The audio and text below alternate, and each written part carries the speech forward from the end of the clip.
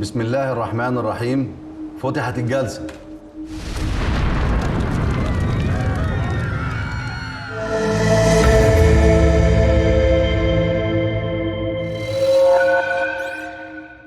Sosok wanita yang diangkut menggunakan mobil tahanan itu ternyata adalah sepupu Sabar sendiri yang bernama Aisyah.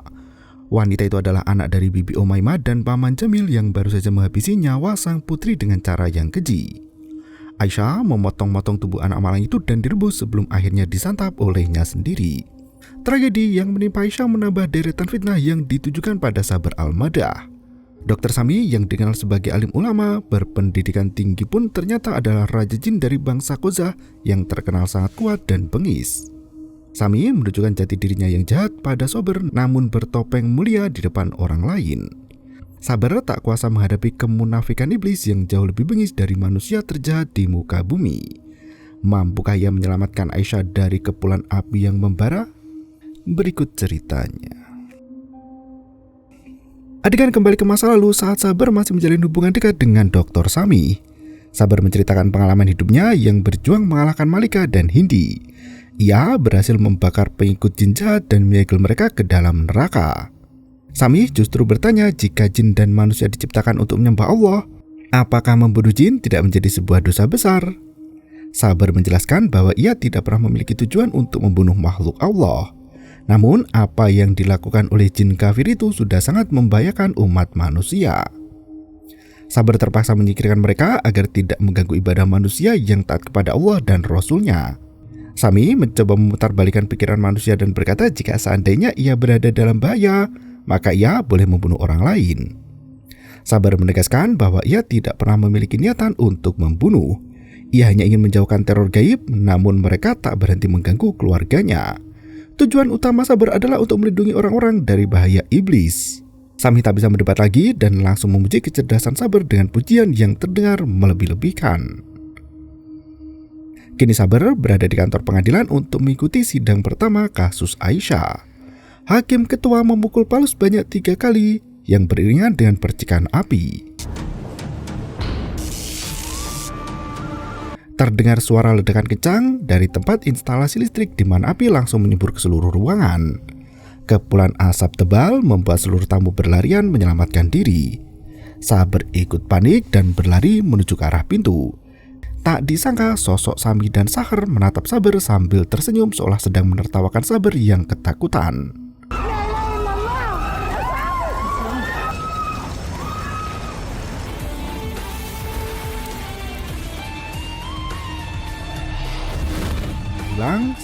Dua sosok itu menghilang seketika di mana Sabar menyadari jika Aisyah masih terkurung di dalam jeruji besi.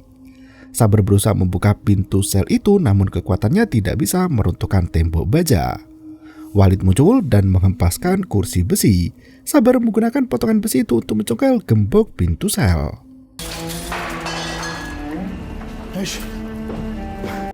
Untungnya Aisyah masih selamat dan dibawa pergi secepat mungkin. Aisyah kembali dikurung dalam penjara di mana Walid sudah menunggu di tempat itu. Aisyah mengaku tidak akan pernah menyesali perbuatannya itu karena ia sedang melindungi Malak. Aisyah kesal dengan sosok jin yang menyerupai suaminya itu. Ia mengaku tak bisa dikelabui lagi dan meyakini jika kematian adalah jalan yang terbaik. Walid menyadari jika Aisyah masih dalam pengaruh iblis hingga pikirannya tidak terbuka untuk melihat kenyataan yang sebenarnya. Walid langsung pergi dan menghilang begitu saja. Aisyah menikmati kesendirian dengan menyanyikan lagu tidur untuk putri tercinta. Di waktu yang sama, Paman Jamil dan Bibi Umaymah masih berada di rumah Sabar untuk membicarakan kasus putrinya. Paman Jamil berusaha menenangkan diri dan berkata bahwa semua yang terjadi atas kehendak Allah adalah yang terbaik untuk Aisyah. Hasan justru berkata ada permainan iblis di dalam bola api. Ia menuduh Sabar sebagai penyebab dari semua teror mistis yang terjadi. Sabar membantah tuduhan itu dan berkata bahwa ia tidak ada kaitannya dengan apa yang terjadi pada Aisyah. Tak berselang lama, petugas polisi bertamu ke rumah Sabar untuk memberi surat pemanggilan. Sabar diminta datang ke kantor polisi esok hari untuk menjalani interogasi. Adegan kembali ke masa lalu di mana Sami mengisi kajian rutin di rumahnya. Banyak warga yang mengikuti kajian itu untuk menimba ilmu tentang akhirat dan keagungan Tuhan. Nasnya mereka belajar dari pemuka agama yang munafik. Kasia juga datang ke kajian itu untuk memberi dukungan penuh pada Dr. Sami. ومع ذلك ممنوع حتى نقترب منها. الحمد لله الذي هدانا. Manal berbicara pada Kasia selepas kajian. Ia baru pertama kali melihat Kasia datang ke pengajian itu. Kasia mengaku berasal dari tempat yang jauh dan hanya untuk mendengarkan kajian Dr. Sami secara langsung. Manal merasa bingung dengan ceramah Dr. Sami yang mengatakan bahwa mereka terbiasa berpikir sesuatu yang dilarang agama, tapi pada kenyataannya tidak ada dalil yang melarang perbuatan itu. Manal ingin tahu contoh perbuatan apa yang dimaksud dalam ceramah itu. Kasia langsung menjawab bahwa ada banyak hal yang dilarang oleh manusia, tapi tidak dilarang dalam agama, seperti menggunakan hijab dan minum beralkohol. Kasia mengajak Manal untuk ikut dengannya. Ia memberi banyak penjelasan yang salah pada Manal agar tersesat dalam keimanan yang sesat. Pagi itu Omar Fati masih melakukan siaran langsung untuk membahas video yang memperlihatkan Saber dan Pak Dirman. Saber dipanggil ke kantor polisi untuk menjelaskan apa yang sebenarnya terjadi. Saber mengatakan yang sejujurnya bahwa ia terkunci di dalam rumah, namun ia tidak bisa mengatakan jika ada jin yang menjelma sebagai dirinya. Saber menegaskan bahwa ia tidak membunuh Pak Dirham. Ia mengaku sempat bicara empat mata dengan pria buta itu hingga tiba-tiba Pak Dirham terkena serangan jantung dan meninggal dunia. Polisi bertanya apa pekerjaan Saber yang sesungguhnya. Saber menjawab dirinya adalah penyanyi sholawat dan memiliki sebidang tanah pertanian. Ia tidak mempraktikkan ilmu sihir ataupun mantra dan sejenisnya. Polisi bertanya semakin dalam mengapa Pak Dirham berteman dengan ayah Saber yang bernama Syekh Salam. Saber menjelaskan bahwa ayahnya sering membuat festival di acara Maulid Nabi. Pak Dirham bekerja dengan Syekh Salam untuk membantu menyiapkan acara festival itu. Saber sendiri merasa tak tahu jika Pak Dirham pernah mencoba mempelajari ilmu sihir. لا ليا في السحر ولا في الدجل. حلو إن حضرتك سامع عني كلام كويس. حلو بدأت تكذب يا صابر. انت كده مش كويس. Jin Shahar memuji sikap Saber yang berani membohongi polisi. Ia tersenyum riang dan berkata jika Saber sudah memilih jalan yang benar, yaitu jalan menuju neraka. Sosok itu langsung lenyap setelah membisikkan tuduhan keji di telinga Saber tak disangka. أنا بكذب. انت متهم في جريمة قتل والناس كلها شاهدة عليه. Iblis itu duduk di kursi sang detektif seraya berkata bahwa Saber membunuh pria buta itu dan disaksikan oleh banyak mata manusia. Saber langsung marah dan berteriak bahwa ia tidak pernah membunuh Pak Dirham. Sang detektif kebingungan mengapa Saber bersikeras membela diri padahal tak ada yang menuduhnya. Kekuatan iblis itu berhasil menyulut emosi Saber hingga merugikan dirinya sendiri. Detektif Nasar mengungkapkan bahwa Pak Dirham memiliki riwayat penyakit jantung dan kematiannya disebabkan karena serangan jantung. Nasar mendapat informasi tersebut dari mantan istri Pak Dirham bernama Karima yang tinggal bersama anaknya. Pak Dirham meninggalkan istrinya sejak 1 tahun lalu untuk menyendiri di tepi laut. Saber heran jika kematian Pak Dirham karena penyakit jantung, lantas mengapa dirinya diperiksa dengan menunjukkan video itu. وأنا طالب من حضرتك خدمة. Di tempat lain, Rahab bertemu dengan Zain saat hendak menuju ke dalam mobil. Zain mengutarakan niatnya untuk menikahi Manal dan meminta restu dari Rahab. أختي أنت عايز تتجوز أختي؟ Sepulang dari kantor polisi, Saber membawa gulungan kitab kuno itu ke Alexandria. Ia menemui Hisham yang masih bekerja di sana. Saber mendapat laporan penting dari sang detektif dan buru-buru pergi untuk mencari arti dari kitab itu. Hisham menjelaskan bahwa tulisan di kitab menunjukkan tulisan Ibrani atau Hebrew. Bahasa kuno itu digunakan dalam kitab suci Yahudi dan sebagai bahasa resmi negara Israel saat ini. Karena menggunakan bahasa ketiga di negeri Arab kuno, Hisham tidak mengerti maksud dari semua tulisan dan simbol itu. Hisham memanggil temannya Nurhan untuk membantu menerjemahkan. Hisham memperkenalkan Saber dengan wanita cantik yang menguasai berbagai macam bahasa kuno. Saat melihat gulungan kuno itu, Nurhan terhenyak dan bertanya dari mana Saber mendapatkan kitab itu. Saber mengatakan jika kitab itu adalah warisan dari leluhurnya. Ia mulai membaca isi kalimat dalam kitab itu yang menjelaskan tentang Yahweh, Tuhannya orang Yahudi. Yahweh adalah satu nama terbesar Tuhan yang melawan kejahatan. Dia bisa menghapus kegelapan dan mencerahkan bumi. Dia adalah Tuhan yang mengendalikan surga yang ada di muka bumi. Dia langgeng dan tidak pernah mati. Dia memberi kehidupan dan kematian bagi makhluk lain. Sabar menjelaskan bahwa nama terbesar dari Tuhan masih dirahasiakan yang merupakan nama ke-100. Nurhan tak bisa membaca kalimat selanjutnya karena ditulis menggunakan bahasa Aramaik. Bahasa itu sudah lama ditinggalkan dan tidak ada satupun juga yang bisa mengartikannya.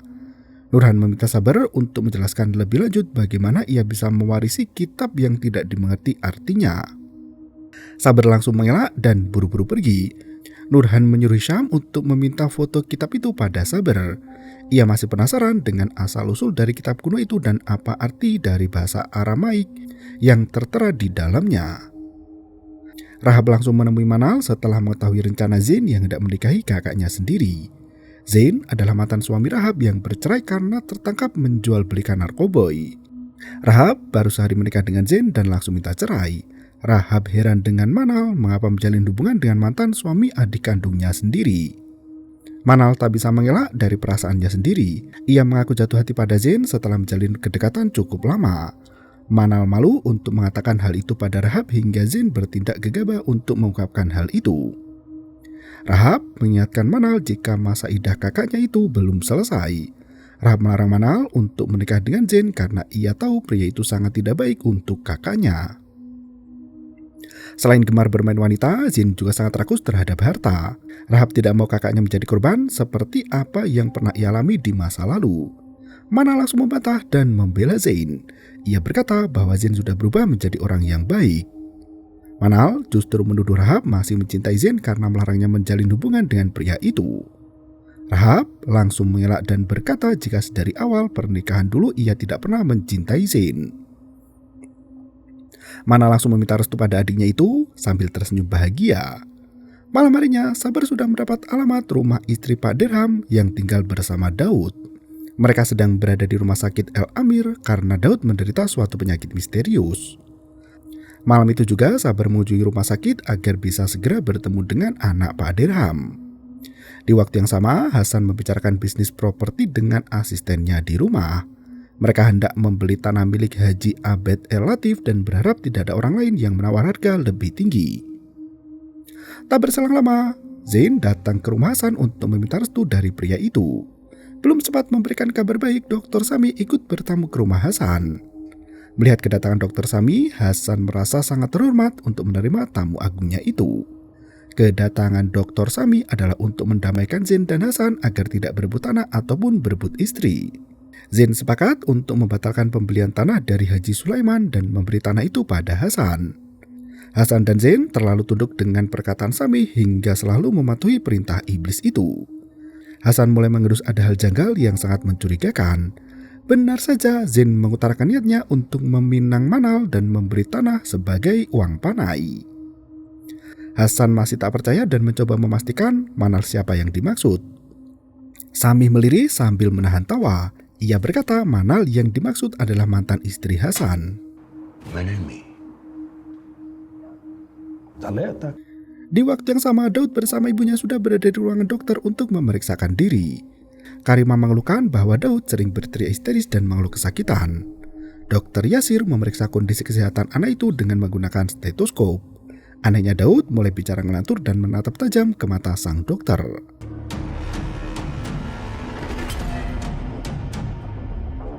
Wajah Daud berubah menjadi monster mengerikan yang tiba-tiba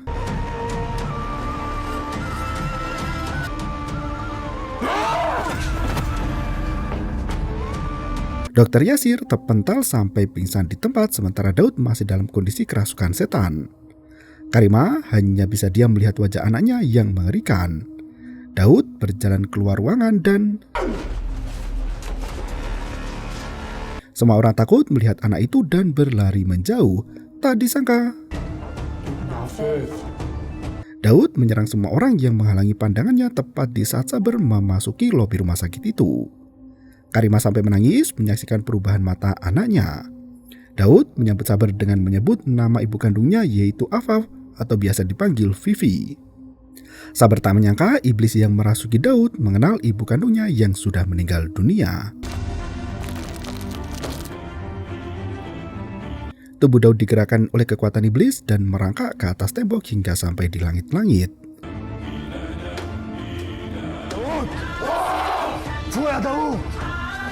Sabar berusaha menyadarkan Daud, namun iblis itu menghempas tubuh Sabar sampai menabrak tembok.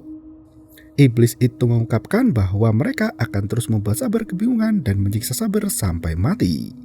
Saat Sabar taat beragama, iblis akan menyiksanya dengan berbagai serangan gaib yang membingungkan.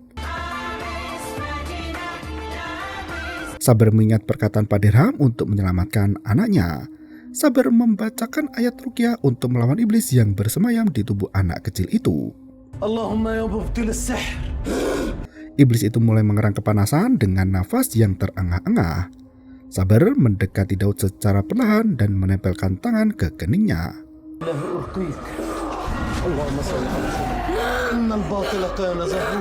Untungnya Daud tersadar dari kerasukan dan langsung terduduk lemas tak berdaya.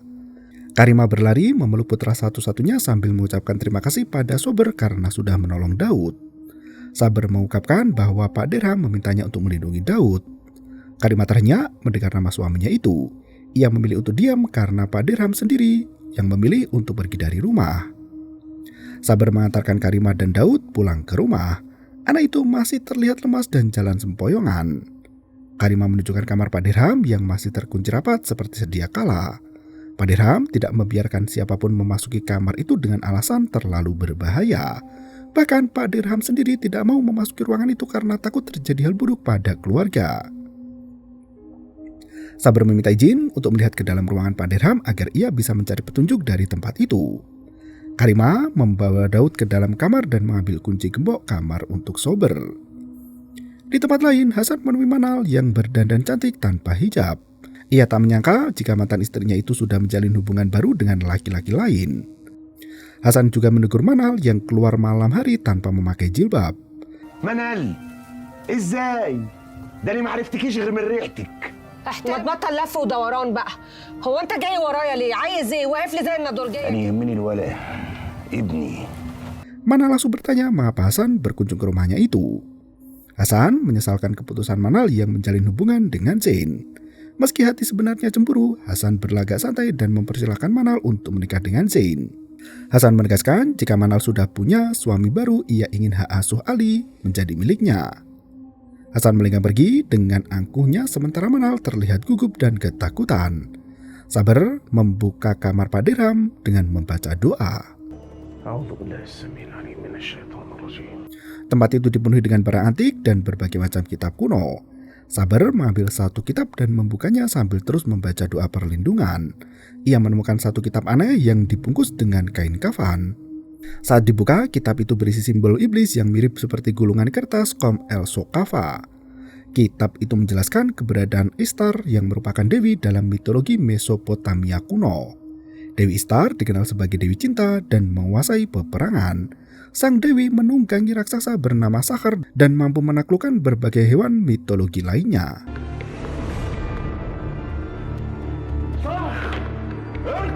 Sabar langsung ingat dengan perkataan Sahar yang melawan Pak Dirham karena pernah menggunakan jimat untuk menaklukkan dirinya.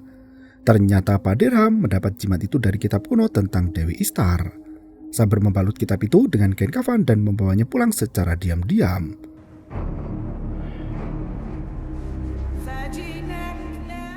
Ia baru tiba di rumah keesokan paginya. Saat itu Bibi Umaymah dan Paman Jamil hendak pergi ke rumah Sofa. Sabar langsung bertanya apa yang terjadi dan mengapa Paman dan bibinya itu membawa koper besar. Ternyata mereka baru saja mengikuti kajian Dr. Sami dan meminta solusi dari segala permasalahan hidup yang membelit Aisyah. Dr. Sami menuduh Sabar sebagai penyebab dari semua itu. Ia berkata bahwa Sabar masih bersekutu dengan iblis dan menjadikan keluarganya sendiri sebagai tumbal. Paman Jamil sangat marah dengan Sabar dan lebih percaya perkataan Dr. Sami. Sabar menegaskan hal yang paling melelahkan baginya adalah melindungi keluarga dari hasutan iblis. Ia selalu mengorbankan diri demi keselamatan keluarga, tapi mereka justru menuduh Sabar dengan fitnahan keji. Bibi Umaymah menegaskan bahwa istri Sabar pun percaya dengan Dr. Sami daripada suaminya sendiri. Sami muncul di tengah-tengah ketegangan itu di mana waktu seperti terhenti dan semua orang tidak bergerak lagi. Sami menegaskan bahwa keluarga Sabar tidak akan percaya lagi dan lebih memilih untuk membela Sami. Sabar sangat marah mendengar hal itu dan bertindak kencang memaki sang iblis. وهفضحك قدامهم كلهم. لا يتحل. كنت بقيت في صف اللي قبليك. سمع يا دجال. Ia bahkan menyebut Sami sebagai dajjal yang gemar memanipulasi dan mengadu domba umat muslim. Sami menghilang seketika di mana waktu kembali berputar. Paman Jamil dan Bibi Umaymah semakin ketakutan melihat Sabar berbicara dan mengumpat ke kursi kosong itu. Mereka tidak mau berpikir dua kali untuk angkat kaki dari rumah Sabar yang penuh dengan misteri. Sabar masih sangat marah dan menjelaskan pada ibunya jika iblis dajjal itu baru saja duduk di kursi tamu. Safa berusaha menenangkan Sabar dan mengajak anaknya untuk membaca sholawat. Malam harinya Sabar pergi ke rumah ayahnya untuk mempelajari kitab milik Pak Dirham. Rumah Syekh Salam dibiarkan kosong dan menjadi tempat paling aman untuk menyendiri. Sabar membaca setiap huruf dalam kitab itu dan menorehkan simbol ke tembok kamar.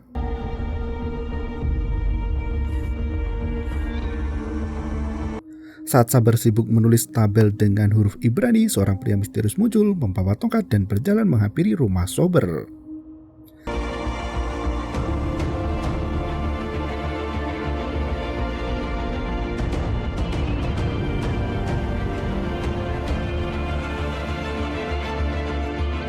Lampu yang bergelantungan ikut bergoyang, merasakan besarnya energi yang datang dari sosok misterius.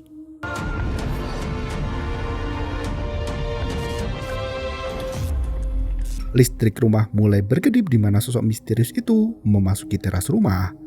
Sami yang duduk di singgasana iblis langsung berdiri sambil berkata bahwa ia sudah menemukan orang yang saleh itu. Ia bersumpah hendak menyakiti orang-orang saleh agar mereka masuk ke neraka jahanam.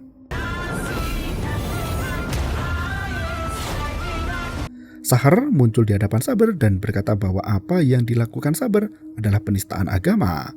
Sahar menegaskan di saat Sabar lengah, iblis akan mendorong Sabar untuk menistakan agamanya sendiri. Sahar datang dengan sumpah serapannya untuk menyesatkan manusia yang beriman. Dan film pun bersambung.